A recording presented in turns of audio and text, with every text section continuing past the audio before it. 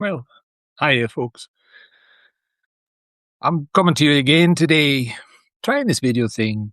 It's summertime. It's summer holiday, and I have a bit more spoons. And so I want to kind of share something that's been stirring around a few days. But a parent asked a question on Marge's Facebook group, and I've been carrying it around for a few days. And not because I know how to answer it, because I do not, or rather because I knew too many answers at once. Right? The question was from a parent who had just found out about GLP, gestalt language processing, and was struggling emotionally with what the future might look like for her son. He does not have autism diagnosis. She asked whether school would be challenging, whether teachers would be able to help him with what he needs, whether getting a job would be harder, whether college would be a struggle, whether having a significant other would be challenging. I understand the fear in it. I understand also why I hesitated before joining that group in the first place. It's a very large group, a very popular group, a place where a lot of parents are asking very real questions, often from urgency, often from grief, often from a place of trying to understand something that their child has not yet been given language for. Right? And I have very limited spoons. I'm not a content creator in the way people use that phrase now. I'm a wee school teacher. I write because I need somewhere to put the patterns before they come back around again. I script because unscripted language costs me more than people can see. During the school year especially, I didn't have unlimited access to myself, so I was reluctant, not because I don't care, but because I knew that if I entered that space, questions like this would not stay abstract. They would come in through the body. They would touch old places. And they did. Because when a parent asks, how challenging will school be? I didn't hear only the present day question. I hear the child inside it. I hear the future being imagined as a threat. I hear the systems waiting in the background: school, work, college, medicine, disability services, relationships, bureaucracy, employment, capitalism, adulthood, all of them already prepared to ask the child to become fluent in forms of access that may not fit the way their nervous system makes meaning. And then almost immediately, one of my oldest therapy questions came back. Who would I be if I got what I needed as a child? That question is ancient in me. It predates my autism diagnosis. It belongs to the early days of therapy, long before I had the language of gestalt processing, long before I understood autism as the field I had been living inside rather than the label somebody eventually gave me. It's one of those old phrases that arrived whole and stayed whole, a script, but not a script in the shallow sense, not words I've repeated because I had no thoughts of my own, a script as storage, a script as compression, a script as a place where too much experience had been folded because there was nowhere else to put it. Who would I be if I got what I needed as a child? And then another one surfaced. They took my life, but they let me live. That one is harder because it says the part people didn't like to hear. It separates the biological survival from having a life that belongs to you. It says that a child can continue breathing, continue attending school, continue getting older, continue looking fine enough from the outside whilst losing the conditions under which a self might have grown without fear. They took my life, but they let me live. And I didn't mean that as melodrama. I mean it as precision. There is a kind of childhood where the body is kept alive, but the life is negotiated away piece by piece. Your needs are treated as inconvenience. Your perception is treated as distortion. Your communication is treated as refusal. Your distress is treated as behavior. Your silence is treated as attitude. Your intensity is treated as too much. Your delay is treated as defiance. Your need for time is treated as manipulation. Your way of knowing is treated as not knowing yet. And then decades later, somebody asks what the future might be like for a gestalt processor, and the old nows come back. That is often how it works for me. The past doesn't arrive as a tidy memory with a date on it. It arrives as weather, a pressure system, a similarity in the air. My body senses a pattern before my narrative mind can explain why I am suddenly elsewhere. A parent asks about school, jobs, college, love. And my system says, this is the same weather. Not the same event, not the same people, not the same child. The same weather. The weather of a person being asked if they will be able to survive systems that were not built to receive them. And this is where my answer begins. How challenging will school be? It depends. Not in the dismissive way, not as avoidance. It really depends. It depends on the day. It depends on spoons. It depends on whether the teacher understands that language can arrive whole before it arrives in parts. It depends on whether the student is allowed to demonstrate comprehension without performing neurotypical immediacy. It depends on whether the school treats communication as relationship or compliance. It depends on whether adults understand that a child can know something before they can explain it, can feel the whole shape of meaning before they can segment it into the pieces of worksheet demands. It depends whether accommodations are treated as access or as favors. And it depends on whether the child is lucky. And that is the terrible thing to have to say, because luck should not be the foundation of access. But it often is. Are teachers going to be able to help him in the way he needs? Some will. Some absolutely will. Some teachers will see him. Some will notice the pattern. Some will realize that he's not being difficult and he's not refusing. He's not empty. He's not delayed in the way the system imagines delay. Some will understand that meaning may be arriving as whole fields, as borrowed language, as scripts with a history inside them, as phrases carrying not only semantic context, but place, tone, relation, rhythm, safety, memory. Some teachers will know how to wait. Some teachers will know how to offer language without seizing control of the child's mind. Some teachers will understand that written language, typed language, rehearsed language, delayed language, scripted language, echolaic language. All of it can be meaningful. And some will not. Some will punish the child for needing what they do not know how to provide. Some will call it non-compliance. Some will call it lack of motivation. Some may even call it attention-seeking. Some will say, but he can do it sometimes, as though variable access were proof of dishonesty rather than one of the clearest signs that the environment is carrying more of the disability than anyone wants to admit. That sentence, but you can do it sometimes, has followed me through my whole life. Yes, sometimes I can. Sometimes I can't speak beautifully. Sometimes I can't teach all day. Sometimes I can't sit with a student in distress and hear the thing beneath the thing. Sometimes I can explain a legal process, write an essay, build a framework, draft an IEP, give a talk, record a video, hold multiple systems in mind. And sometimes I can even make a phone call. Sometimes I can answer when the call comes back. Sometimes I can produce content language or coherent language on Zoom. Sometimes the thing I need is very simple. Put it in writing and let me respond when my language comes back. And this is where the parent's question stops being a theoretical one for me, because over the last few days I've been trying to schedule a surgery. Everything about the process is verbal. I must call. They must call me back. I must answer. They must talk to me. I must schedule through speech. I must join a Zoom. I must process unfamiliar information in real time with stakes attached to it, with my body already carrying the fear and hope and exhaustion of the thing itself. And it's not a small surgery to me. It's not administrative trivia. This is part of life for me, part of my body becoming more livable, part of the long repair of what was taken, delayed, misnamed, withheld. But the access route to that repair requires the very form of communication that is least reliable for me. The same thing happens with disability support at college. To access disability support, I must call for an appointment. Then I must wait for their call back. Then I must answer when they call. Then I must chat coherently. Then I must explain my communication disability through the communication mode that disables me. there is cruelty in that.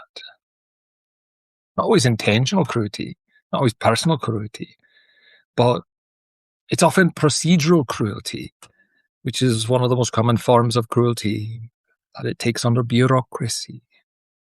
Right? Nobody has to hate you. Nobody has to decide to exclude you.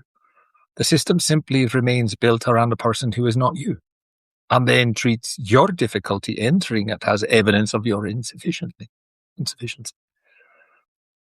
College has my disability paperwork. They ask me to re-explain it every semester. That's the cruelty. But if I can email a surgeon, if I can upload the forms, if I can receive instructions in writing, think overnight, ask my questions clearly, respond asynchronously, keep a written record, then I am highly capable. If I must make and receive phone calls, process speech in real time, hold sequence in working memory, advocate under pressure, translate body urgency into acceptable administrative language, and perform calm competence so nobody decides I'm too much trouble, I may look incapable. But those are not the same thing. The difference is not my intelligence. The difference is the interface. And this is what I wish more parents understood when they asked about the future. The future is not only inside the child. And the future is in the interfaces the child will be forced to use. School is an interface. College is an interface. Employment is an interface. Healthcare, romance, friendship, disability services, government is an interface. For me, legal transition is an interface. Immigration law is an interface. Family court is an interface. Every one of these systems has a theory of the person built into it. Most of them assume a person who can speak on demand, respond quickly, tolerate uncertainty, manage paperwork, navigate hierarchy, recover from interruption, and keep asking after being ignored. And if you can do these things consistently, the system may call you dependent. But it was the system that made independence require those performances. This is one of the great lies of capitalist disability access. The burden is always returned to the disabled person. The law may say, here in the United States, may say that organizations must provide access. The Americans with Disabilities Act. The law may say that communication must be effective. The law may say that people with communication disabilities have the right to auxiliary aids and services. But the law also allows limits. It allows organizations to say that a requested accommodation is too costly, too difficult, too burdensome, too administratively disruptive, too much. And even when that standard is not met, even when the refusal is not legally justified, who carries the cost of challenging it? The disabled person. The person already out of spoons. The person already trying to get medical care. The person already trying to stay housed, employed, fed, enrolled, alive. The person who needed the accommodation in order to make the request is then expected to become a legal advocate, a documentation specialist, a calm explainer, a persistent caller, a follow-up machine, a compliant supplicant, and somehow still a person with a life. This is the part people miss. The denied accommodation is not the only denied thing. It's the time added, the labor added, the fear added, the cost added, appointments delayed, forms repeated, phone calls made and missed, the emotional recovery after every failed interaction, the way the day collapses around one inaccessible demand, the way a simple task becomes a week, the way a week becomes a month, the way a life becomes a queue. And when people ask, can you get a job? Maybe. But will the application process require a phone screening? Will the interview privilege rapid pragmatic language? Will disclosure be punished? Will the workplace treat written communication as normal or suspicious? Will meetings be accessible? Will instructions be documented? Will the manager understand that needing clarity is not incompetence, but challenge? Will the employee be allowed to use scripts without being treated as robotic? Will the system measure contribution or performance of normality Then, can I go to college? Maybe. But will disability services be reachable by email? Will professors understand delayed processing? Will participation grades punish non-speaking days? Will group projects become social survival tests? Will office hours require spontaneous speech? Will the student be allowed to write what they cannot say? Will the institution understand that access to access is part of the access? Can he have a significant other? Maybe. But will the people around him understand that love is not always performed through fluent spontaneity? Will they understand that needing script does not mean feeling less? Will they understand that silence may mean overload, not absence? Will they understand that a person can be deeply relational and still need distance, predictability, repetition, written language, recovery time? Will they understand that intimacy is not measured by neurotypical conversational speed? These questions cannot be answered as traits of the child alone. They're questions about the ecology around the child. And that brings me back to the old question. Who would I be if I got what I needed as a child? I used to ask it as grief. I still kind of do. But now I also hear it as an access question. Who would I have been if the adults around me had understood that my language was not late because I was empty, but because meaning had arrived differently? Who would I have been if someone had recognized that the scripts were not barriers to my mind, but bridges from it? Who would I have been if I had not had to use most of my energy translating myself into acceptable forms? Who would I have been if solitude had been recognized as regulation? Who would I have been if intensity had been held instead of punished? Who would I have been if environments had adjusted before I broke? And then the harder sentence answers. They took my life, but they let me live. They let me live in the sense that I survived. I made it here. I became a teacher. I became a writer. I became a researcher. I became a parent. I became a woman in the world, late and costly and beautiful and incomplete and still unfolding. But survival is not the same as restoration. And I'm very aware right now that in less than 2 weeks, part of that journey may finally be corrected in court. There will be a hearing. A judge will review the petition. A legal record will change. My name and markers will be brought into alignment with the person who has been here all along. And I want to be careful with the word corrected, because no court can give me back childhood. No document can return the years spent under the wrong administrative fiction. No legal order can undo the taking, but it can correct part of the record. It can remove one layer of forced misrecognition. It can say, in the language the state understands, this is who I am. And the reason I include that here is not because every story about GLP or autism has to become a story about fill in the blank. It is not. In my life, these things meet in the body. They meet in the administrative world. They meet in the way I've had to fight for recognition through systems that require me to perform capacities they do not reliably support. Every step of that legal journey has required expert help.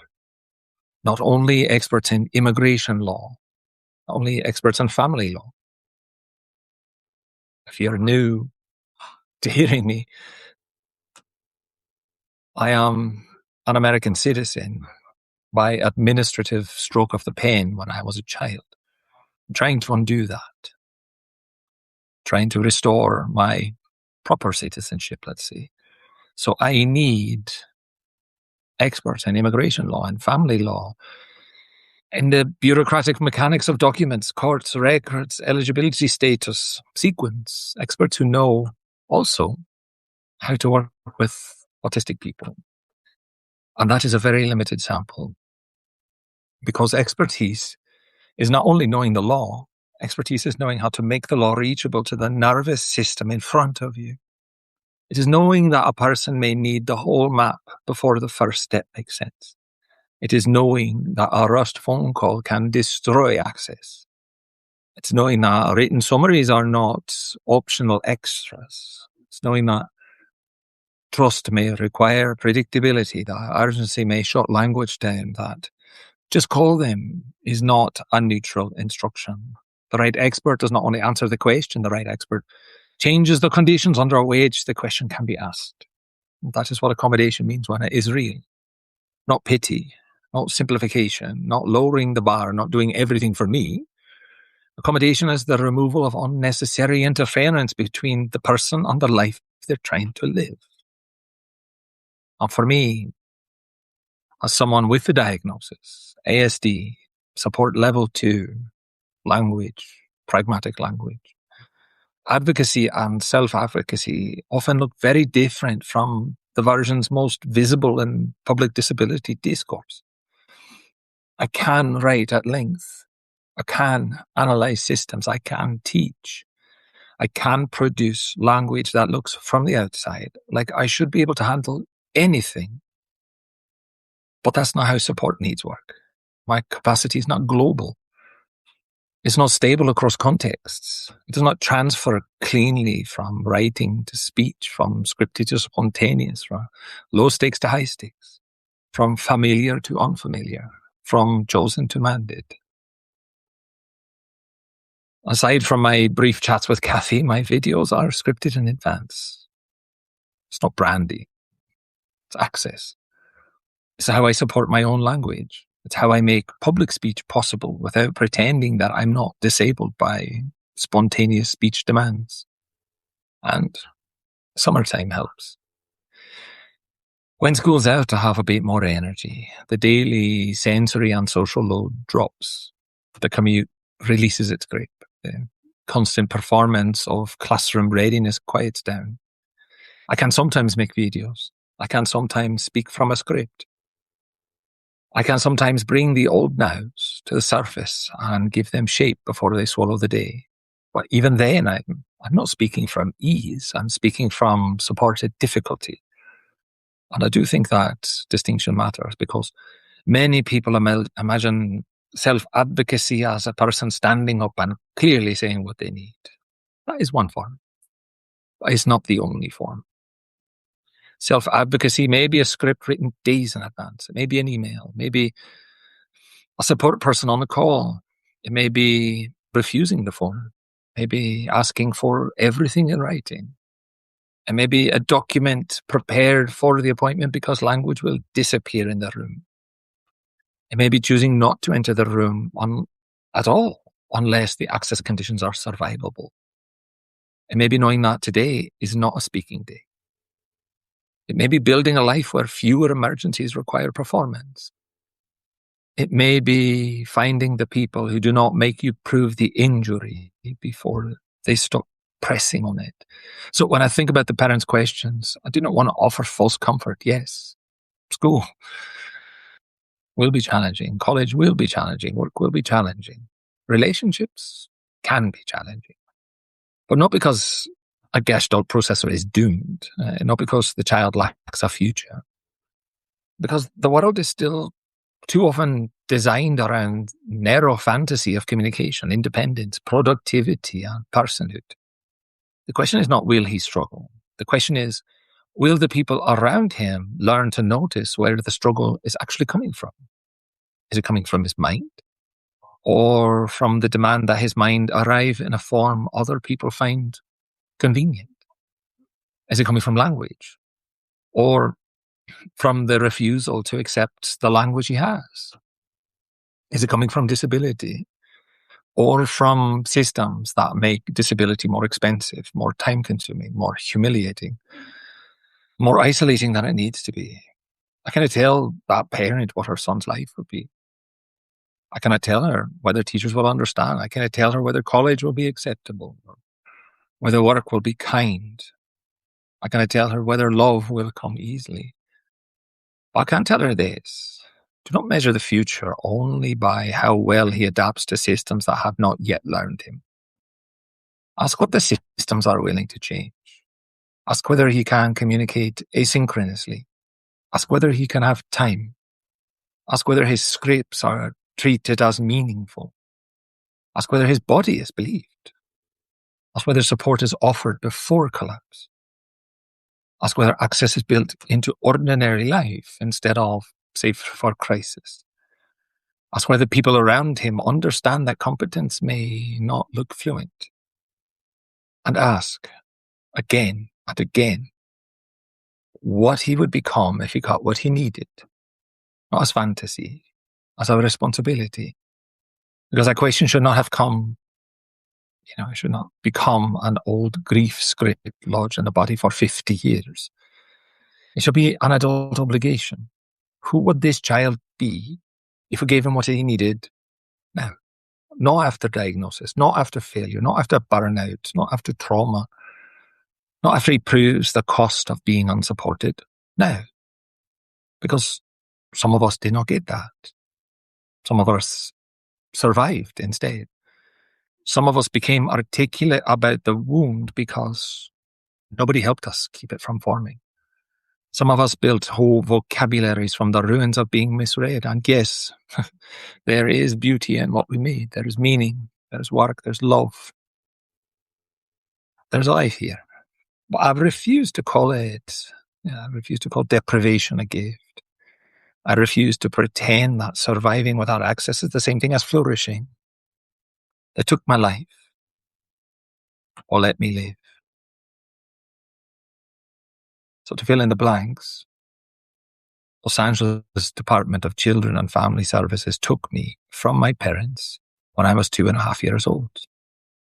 I am the child of a Crown subject, made an American citizen by the courts when I was 4, deprived of my actual citizenship, my actual family, raised in a culture that's not mine. They let me live. Now, a little over 50 years later, one gigantic hurdle for me is about to be cleared. The administrative correction of that has begun. It's taken a while. So whatever time I have this last 2 years, whatever spoons I've saved for this process, whatever scripts I can prepare, whether some more energy I can gather, I'm trying to make the old sentence do something other than repeat. So I'm sharing, right? I'm trying to let it become witness. I'm trying to let it become warning. I'm trying to let it become instruction. And because the next child shouldn't have to grow up and ask who they would have been, the next child should get to find out. Thank you.